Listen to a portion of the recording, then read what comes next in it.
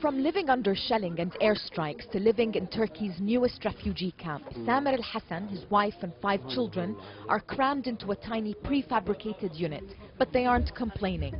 Their journey to reach safety was long and dangerous. Al-Hassan is a former pilot in the Syrian army. He says he was being closely monitored and only managed to defect 3 months ago, even though he wanted to leave sooner. He says the army is distrustful of Sunni officers like him. I was detained for about a year on suspicion of my allegiances. When I was released, I returned to the army. I was in touch with the Free Syrian Army during that period, then decided to defect with a group of other officers. The situation became so dangerous for me and my family that I had to leave.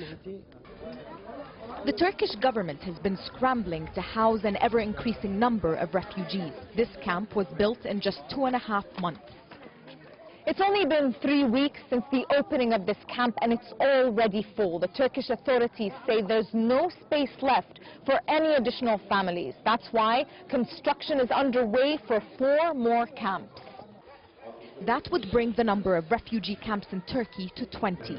The financial burden is a heavy one on the Turkish government.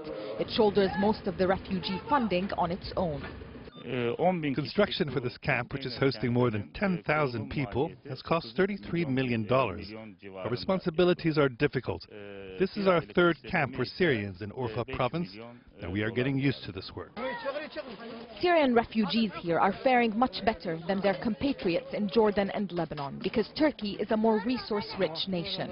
But for some, going from being a professional or a property owner to a refugee is still hard to stomach.